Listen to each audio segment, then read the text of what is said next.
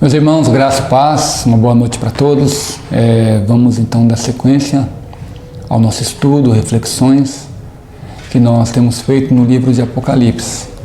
É isso, hoje eu quero meditar com os irmãos na carta à igreja de Esmirna, tá bom? E não se esqueçam, né, sempre que for possível, ouçam a mensagem, compartilhem, leve ela a um parente, a alguém próximo, porque fazendo assim você vai estar evangelizando também as pessoas, porque foi o que Jesus nos ensinou. Nós somos a igreja e a igreja tem como lema, como propósito, levar a mensagem às pessoas que ainda não conhecem os ensinos de Jesus. Tá bom? Então faça isso, se inscreva, compartilhe, porque o propósito é sempre esse: estarmos levando a palavra de Deus ao coração das pessoas, aos lares de cada família. Tá bom? Dito isso, vamos então fazer a leitura. Eu quero ler com você Apocalipse, o capítulo 2. Vamos ler a partir do versículo 8. O texto diz assim: ao anjo da igreja em Esmirna, escreve: estas coisas diz o primeiro e o último, que esteve morto e tornou a viver. Conheço a tua tribulação, a tua pobreza, mas tu és rico, e a blasfêmia dos que a si mesmos se declaram judeus e não são, sendo antes sinagoga de Satanás. Não temas as coisas que tens de sofrer. Este o diabo está para lançar em prisão alguns de vós, para ser posto à prova, e tereis tribulação de 10 dias. Sê fiel até a morte, e dar-te-ei a coroa da vida. Quem tem ouvidos, ouça o que o Espírito diz às igrejas. O vencedor de nenhum modo sofrerá o dano da segunda morte. Vamos orar a Deus em nome de Jesus. Pai, obrigado por mais um momento, mais uma reflexão, estando junto. Nós aqui, ó Pai, neste estudo de gravação, como também a igreja, os irmãos, as pessoas pelo mundo afora que podem ter o privilégio de poder ouvir uma reflexão, Deus, da parte do Senhor. Oro para que venha ter a mente esclarecida, para que a Tua luz venha a ser lançada em nós, e assim todas as trevas, Pai, do esquecimento, da mentira, da corrupção, meu Deus, do comportamento humano longe da Tua presença, venha a ser dissipada. Ó Deus, nós oramos, pedimos a Tua bênção, e fazemos isso em nome de Jesus. Amém. Glória a Deus. O assunto hoje, então, meus irmãos, é a segunda igreja das 7 igrejas, né, que o apóstolo Paulo recebe a revelação de Jesus, e a revelação é direcionada às 7 igrejas, como nós temos falado, né, sempre reforçando que o número 7 é um número muito presente no livro da revelação, Apocalipse.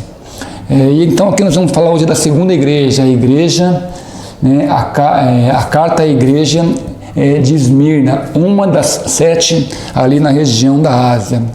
Ainda reforçando que as 7 igrejas representam a totalidade da igreja, do que era, do que é e há de vir, ou seja, a totalidade.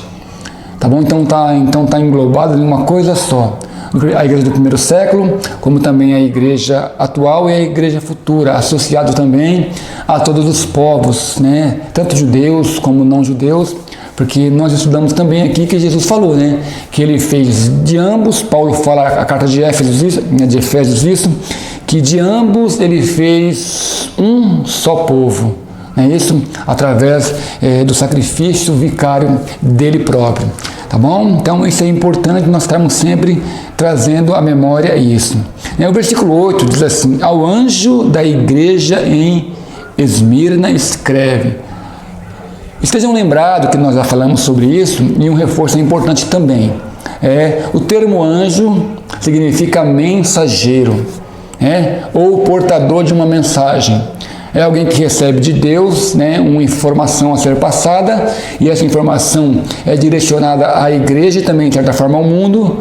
A igreja, porque a igreja vai receber a revelação para que ela possa se livrar, amém, da ira vindoura, né, do dia da perdição que a Bíblia diz que ele vai acontecer. Então, para a igreja tem uma boa informação. E para o mundo também é uma informação, mas pelo fato de o mundo não dar valor às coisas de Deus, então se torna para ele, o mundo, né, isso uma mensagem catastrófica, uma mensagem de destruição, de sofrimento, de dor e de pesar. Amém? Então aqui o termo anjo quer dizer isso, um mensageiro. Quer seja ele, porque existem duas colocações, quer seja ele humano ou um ser celeste. Pode ser um ser humano ou um ser celeste. A Bíblia, né, nos traz essa informação. É isso? Então essa pessoa, ela recebe e ela transmite essa mensagem. Amém? Então o termo anjo quer dizer isso, né? No hebraico malak e no grego angelos, né? Quer dizer o que? Portador de uma mensagem, né? Ao anjo da igreja em Esmirna escreve: essas coisas diz o primeiro e o último, que estava morto e tornou a viver. A ênfase aqui, por ser a carta à igreja de Esmirna, a ênfase é a Esmirna, a localidade, o contexto histórico, é isso, tudo que acontecia em torno daquela cidade. Então é importante a gente entender para saber o que Jesus está falando aqui. É isso? Essa cidade de Esmirna é uma cidade, era a segunda cidade mais importante da Ásia. Ela competia muito com Éfeso, né? Mas Éfeso era uma igreja, Éfeso era maior, né? E tinha um pouco mais de importância, mas essa igreja, essa cidade de Esmirna, ela era a segunda mais importante, e segundo diz a história, ela era até uma igreja muito mais rica, dinheiro, monetariamente falando, do que a igreja de Éfeso. E por que isso? Porque ela sempre teve muito presente, um contato muito próximo do império, né? Tinha coligação com o império, ela era submissa ao império. Isso trazia a ela o que? Crédito, né? Porque o império dominava tudo, por ela ser uma aliada do império, então ela tinha algumas benesses nisso.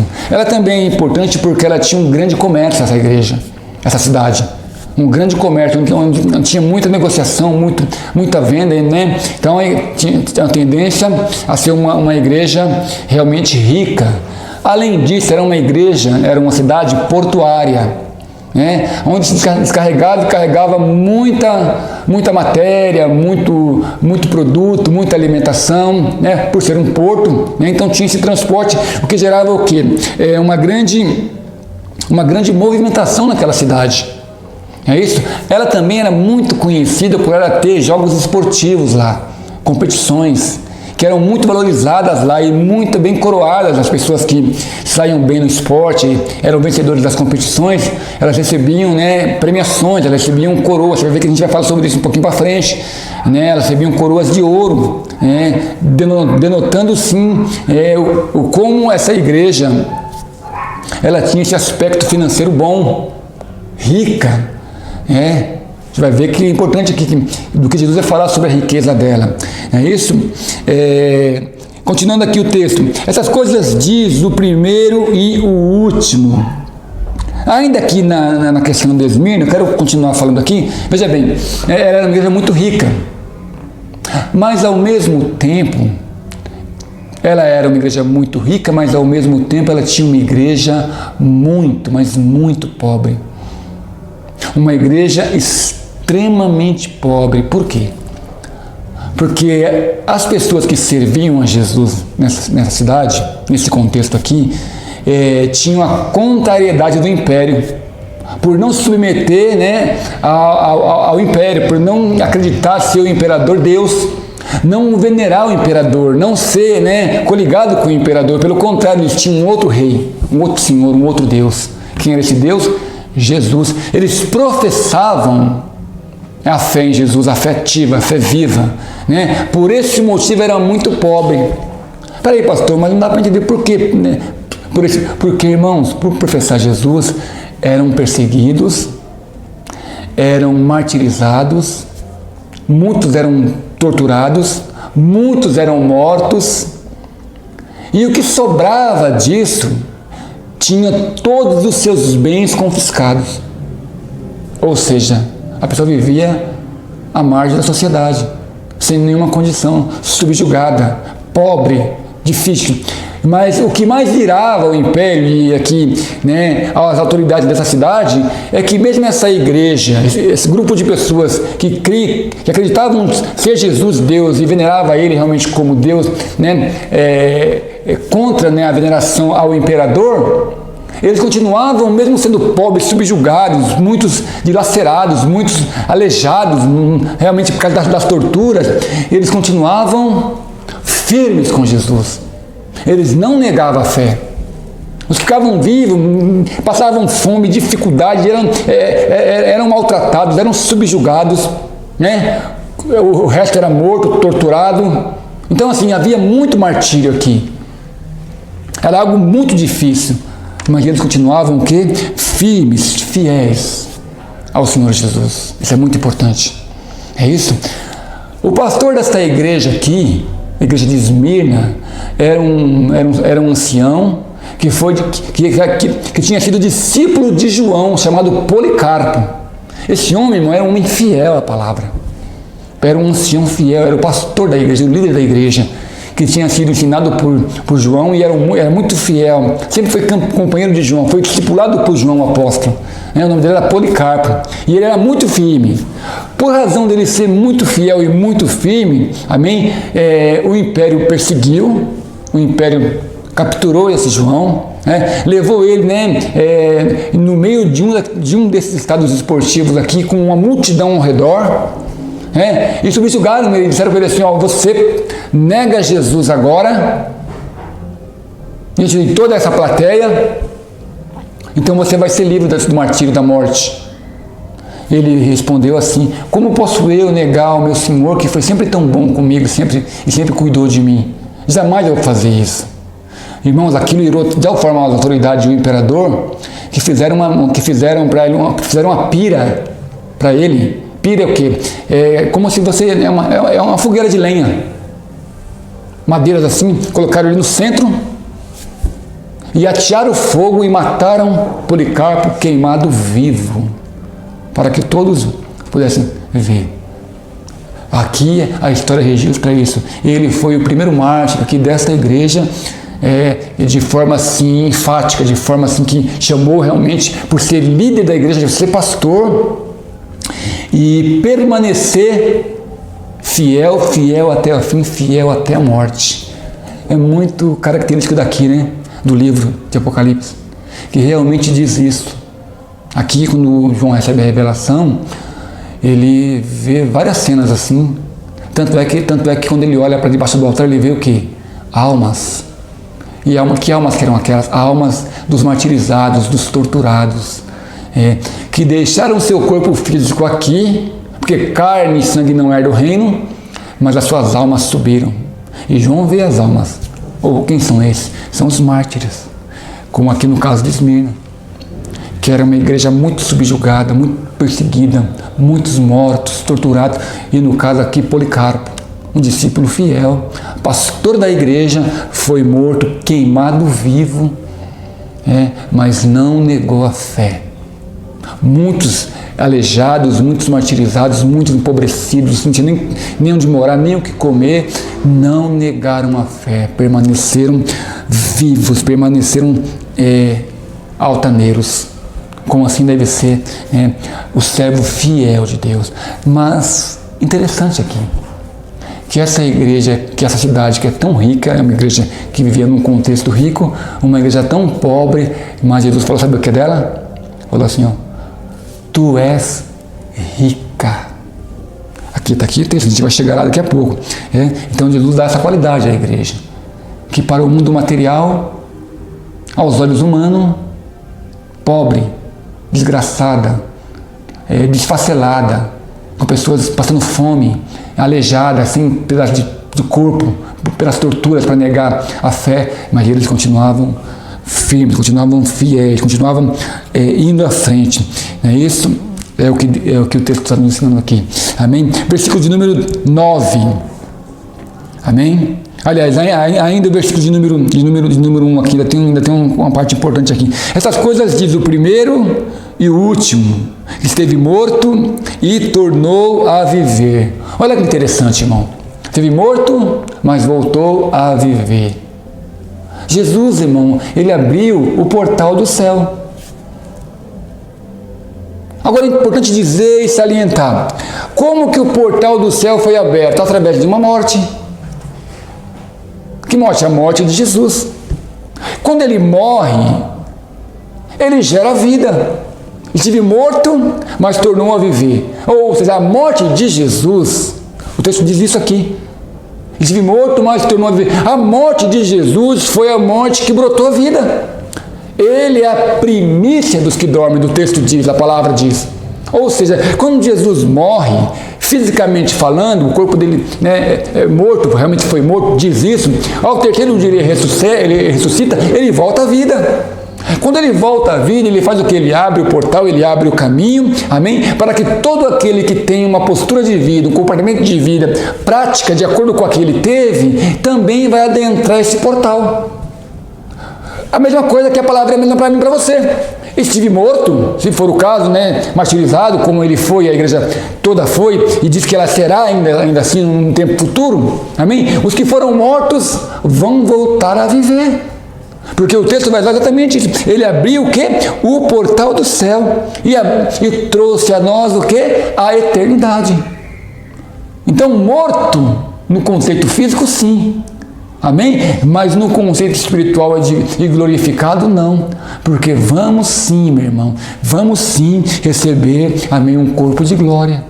Semelhante ao corpo que ele recebeu, amém, e esteve no meio da igreja, caminhando com ela, andando com ela. Ficou ainda 40 dias no meio do povo,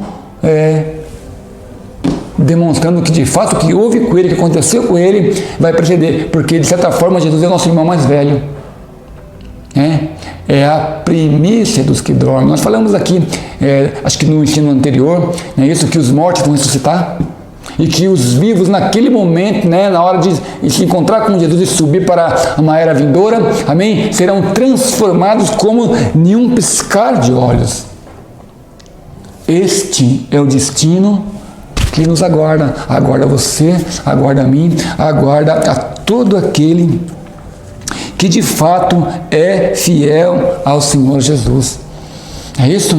Volto a repetir, quero enfatizar lá em Apocalipse 6, isso, do versículo 9 ao 11, é o texto que eu acabei de dizer que quero reenfatizar. Que João observa, e ele, ao observar, ele vê várias almas num certo lugar, chamado lá debaixo do altar, e ele pergunta: quem são essas almas? E aí o anjo responde para ele, ele tem uma resposta: são as almas de todos aqueles que foram. E as almas até clamam lá, irmãos, o texto diz: até quando o Senhor não vai vingar o nosso sangue dos que ainda estão na terra? Ele fala assim: aguarda mais um tempo, até que se complete o número dos que ainda vão ser mortos lá e vão vir para cá. É o que ele fala para a gente. Então, irmãos, a morte para o cristão se converte em vida, mas não mais uma vida física, não mais uma vida em um mundo injusto, não mais uma vida em um mundo corrupto, em um mundo com governos tiranos, com governos que subjugam a população. Não. Um reino justo, onde vai imperar a justiça. Não vai haver nem pobre, nem rico. Lá diz, a lágrima será enxugada, não haverá dor, pranto, porque é um reino de justiça. Lá não vai ter necessidade de sol e nem de lua, porque a luz de Jesus vai brilhar naquela cidade e vai ser suficiente. Amém? E lá vai ter uma regra áurea, plena, e essa regra é a palavra de Deus, que vai ser absoluta. Todos conhecerão a minha ciência, todos conhecerão a minha doutrina e viverão de acordo com ela e serão plenamente felizes. Amém? Este é o reino que me aguarda. Este é o reino que aguarda a igreja de Jesus. Amém? Isso é motivo de glória. Amém? Amados, aqui é do versículo 9 até o versículo de número 11, eu quero destacar algumas coisas importantes. Eu quero destacar aqui nesses versículos né, do 9 até o 11, eu quero destacar 6 aspectos importantes que estão aqui no texto. Eles são, tribulação, está aqui no versículo 9, pobreza também está no versículo 9, aqui judeus, versículo 9 também ainda. Lá no versículo 10 vão ter lá destaque para a palavra 10 dias. No versículo 10 ainda, a coroa da vida. E no versículo 11, a segunda morte. Então, nesses 3 versículos, eu vou destacar 6 aspectos importantes. 6. E o primeiro dele é tribulação, porque está aqui, né? Conheço a tua tribulação. O que é tribulação? O que é tribulação? Perseguição intensa, com vários martírios e muita crueldade. O que define tribulação é isso. Por meio de muitas tribulações, hão de entrar no reino. Paulo fala na sua carta. Paulo foi morto de forma trágica. Diz a história que teve a sua cabeça arrancada fora. Pedro foi morto, crucificado para baixo. Os profetas do Antigo Testamento mortos de forma terrível. Então a tribulação quer dizer o que? Uma perseguição intensa, né? Com severidade, com crueldade. Né? Então quando você ouvir tribulação, né, você traga à mente essa questão. Porque assim a igreja foi perseguida. É isso? Pobreza. Continua aqui comigo o texto. Com essa tua tribulação, a tua pobreza. Acabei de dizer aqui. Mas tu és rico. Né? Então veja bem. A cidade é rica. Porque a cidade é submetida, ela se submete, né, às regras do império. Porque a cidade e os seus habitantes adoram o imperador como Deus. Reverenciam a ele, prestam culto a ele. Entendeu? Então são coniventes. Veja bem, vamos fazer aqui um paralelo. Quando você está de acordo com algum sistema, com algum esquema, e esse esquema gera lucro, você é bem-vindo a esse esquema. Ainda que ele é corrupto. Mas quando você não é adepto do sistema, você é perseguido. Assim acontece. A Bíblia nos ensina claramente, irmão, que nós estamos no mundo, mas nós não somos do mundo. João fala na sua carta, não ameis o mundo e nem as coisas que no mundo há. Porque quem ama o mundo, o amor do Pai não está nele.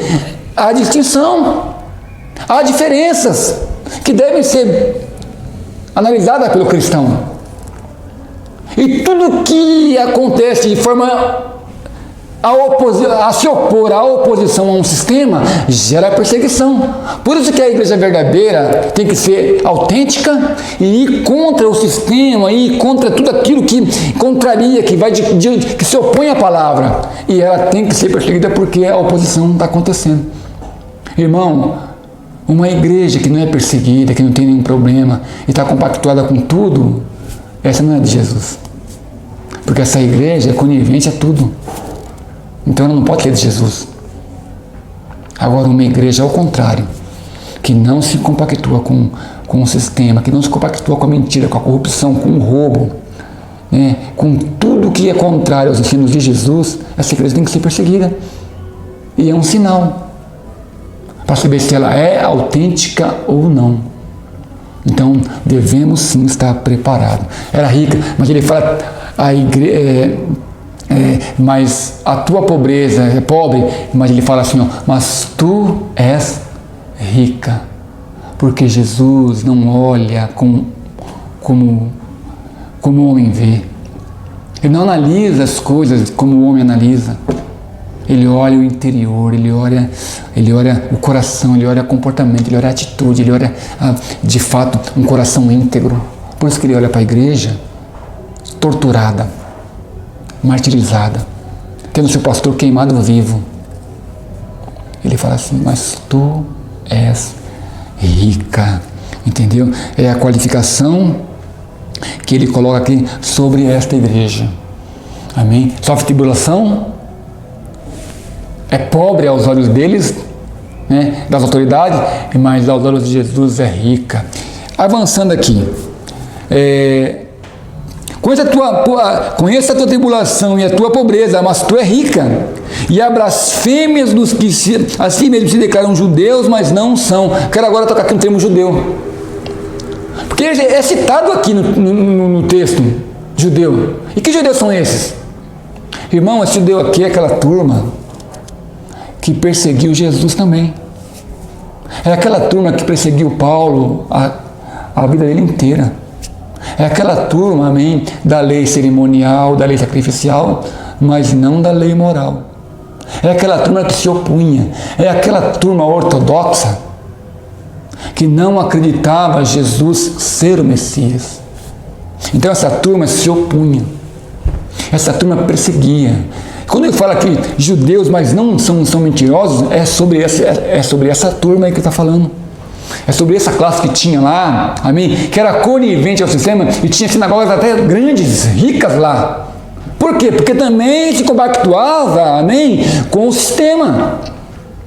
E se ajuntavam com o sistema, com a autoridade, com até mesmo o império, se ajuntavam, amém? Para também perseguir a igreja.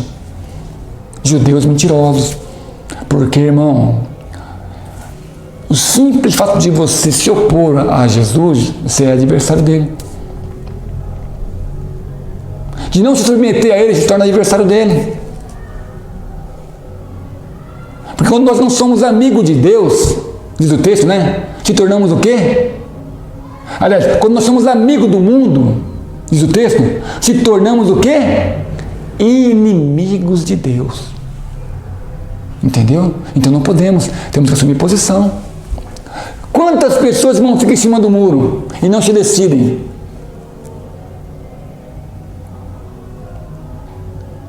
Ele está dizendo aqui exatamente disso, dessa classe de pessoas que eram falsos judeus, perseguidores, né?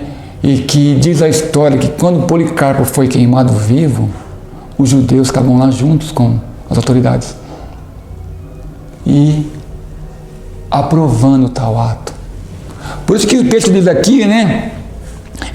Dos que se declaram judeus e não são, antes são sinagoga de Satanás. Está vendo? Adversário, irmão. A palavra Satanás quer dizer adversário. Meu amigo, meu irmão, se eu não estou com você, eu estou contra você. Não tem jeito. Amém? Ou é luz, ou é trevas. Agora, se a luz que há em ti é trevas, ó, quão grandes são essas trevas. Porque você se declara judeu, mas as suas práticas, elas não são características de um verdadeiro judeu, que deveria ser temente a Deus e crer, amém, que Jesus é o Messias, amém, se manifestou, amém, e é Ele que vai descer rasgando o céu. Todo olho verá.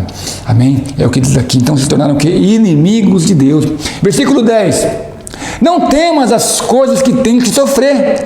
Eis que o diabo está para lançar em prisão alguns dentre vós, para ser posto à prova, e tereis tribulação de 10 dias. Quero parar aqui para a gente refletir. 10 dias. 10 dias aqui, irmão, não é de dias contados. Sempre na revelação você esquece esse negócio de dia contado. Você não conta assim 7, 1, 2, 3, 4, 5, 6, 7, ou 1, 2, 3, 4, 5, 6, 9, 10. Não, você não conta assim. Dias proféticos são dias que indeterminados. São dias que nós não temos o conhecimento da plenitude dele. Amém? Mas ele vai se cumprir. Por exemplo, aqui, né, diz o contexto histórico que significava o que aqui? Né, esses 10 dias. Era uma representação de 10 anos de perseguição do imperador Domiciano, da época de João, da época de Policarpo, ele que era o imperador. E aqui diz, o contexto histórico, diz, a teologia, os ensinos, os estudos sobre o texto, que foram 10 anos de perseguição intensa, que esse Domiciano ele queria ser adorado como Deus, um dos piores. Houve Nero, houve terríveis. Esse se qualificou como um dos piores, terrível, era o próprio demônio perseguindo a igreja da época. Por isso que ele está dizendo aqui, muitos martirizados, muitos lacerados, muitos sem pedaço de dedo, sem pedaço de pé, sem perna, e tudo subjugado, pobre. Tudo que tinha era confiscado, arrancavam a casa, arrancavam tudo deles. Eles se reuniam em grupinho ali, e assim mesmo com aquele medo de vir um romano, um soldado romano, e perseguir. Inclusive, diz a história, que onde tinha um grupinho lá, e esses judeus aqui, ficavam sabendo, denunciavam. Esse período que não quer dizer o quê? 10 anos. Também há uma segunda posição que diz que foram os 10 imperadores que viveram nessa época aqui, desde de Nero, que foi o primeiro, até Diocleciano, que foi o último, nessa escala de 10. Os 10. O primeiro Nero, amém? Até o 10º, Diocleciano. 10 imperadores que subjugaram, perseguiram, torturaram, sempre perseguiram a igreja. Então a referência aqui para esses 10 dias é exatamente sobre isso. Amém? O que a igreja passou nesse período de tempo. Avançando aqui, ainda no versículo de número 10. Ser fiel até a morte, e dar-te-ei a coroa da vida. O termo aqui, irmãos, coroa da vida, é um paralelo que aqui o texto nos traz, né, a ideia vem a nós, o ensino realmente é esse, amém? Que acontecia o quê? Havia competições na cidade. Lá, como nós falamos aqui, acontecia jogos esportivos, e o povo vibrava com aquilo. Era bem característico do Império Romano isso. Havia jogos esportivos lá, os gladiadores, né? E em meio a tudo isso, tinha também lá, né, quando eram jogados os cristãos nas arenas, para serem comidos por bichos, por animais ferozes, com dias sem comer. Então aqui é característico do Império. Havia esses jogos lá. Não é isso? O que acontecia aqui? Aqueles que ganhavam, que tinham o triunfo, eles eram coroados, recebiam uma coroa. Que coroa que era? Uma coroa de ouro na cabeça. Um prêmio valioso. Aí João escreve aqui a revelação que o anjo dá para ele, que quem não se entregar a essa prática, quem não ter esse tipo de comportamento, né, sendo compactuado com o império e com as suas benesses, irão também receber uma coroa. Mas não é a coroa de ouro, não é a coroa material, não é dinheiro, é a coroa da vida, ou seja, é a eternidade, é a vida no porvir, amém? Então ele faz esse paralelo, ele faz aqui esse paralelo, amém? Enquanto eles, né, aos olhos do povo, né, recebiam prêmios, eram ovacionados, recebiam coroa de ouro e as pessoas aplaudiam, os cristãos perseguidos e torturados também tinham uma coroa, mas a deles era a coroa da vida, que os coroavam, amém, para a eternidade, amém. E para terminar esse pensamento, o versículo 11 que diz assim: quem tem ouvidos, ouça o que o Espírito diz à igreja. O vencedor de modo algum sofrerá o dano da segunda morte. Diz a Bíblia, irmãos, que existem 2 tipos de morte. A morte física, que é a que a gente, né, deixa o corpo, e a morte espiritual. O que é a morte espiritual? É a separação eterna de Deus. O que ele está dizendo aqui é exatamente isso. O que é a segunda morte? É quando você parte desse corpo físico, amém? E você é lançado, amém, num terrível estado de sofrimento eterno. É a separação de Deus, porque você não valorizou, você não deu crédito à pregação, porque você não se entregou, amém, de fato, de coração e alma aos ensinos de Jesus, porque você não se submeteu a Ele, então você morreu no seu corpo físico. Talvez até como esses aqui, morreram ricos, com muito dinheiro, e detalhe, não levaram um centavo sequer. Só que lá para onde eles foram, não tem coroa da vida. Porque receberam a coroa aonde? Aqui. Com as suas injustiças, com as suas forma vã de viver, ignorando, não dando valor às coisas de Deus, é isso, e mais ainda, e vibrando quando aconteciam as perseguições do povo cristão, do povo de Deus. É isso. Então, quando ele fala aqui, ao vencedor de modo algum sofrerá o dano da segunda morte. É a morte espiritual, é a separação eterna de Deus. Eu quero terminar essa reflexão com você, lendo um último versículo, um último capítulo em um versículo. Vá lá comigo. Abra a tua Bíblia aí, você que está em casa, você pode acompanhar, né? Lá em Apocalipse 20,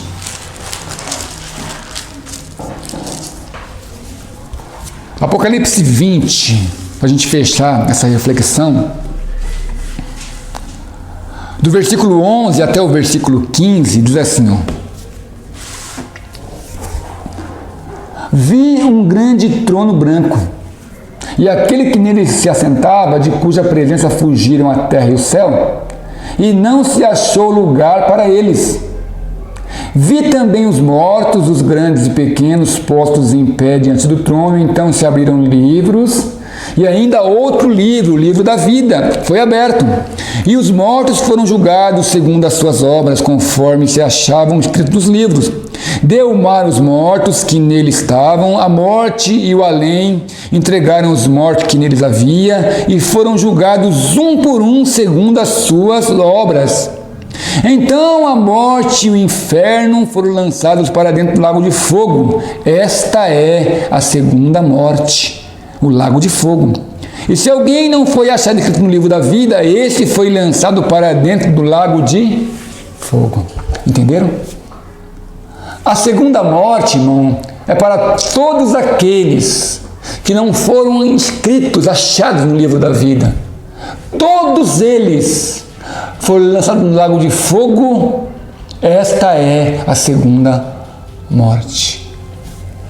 Amém? Então, todo aquele que não se submete aos ensinos de Jesus, não valorizam aquilo que ele viveu e demonstrou grande amor por nós, e não tiveram seus nomes escritos no livro da vida, no grande julgamento vai acontecer o que está escrito aqui, amém? E todo aquele que não for achado lá no livro da vida será lançado no lago de fogo, e esta é a segunda morte.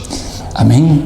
Que Deus abençoe tua vida e que essa reflexão possa, de alguma forma, ser para você proveitosa, para que você possa refletir, amém? E enquanto a vida há tempo, que você possa, então, ter essa reflexão e se submeter aos ensinos de Jesus e seguir os seus preceitos.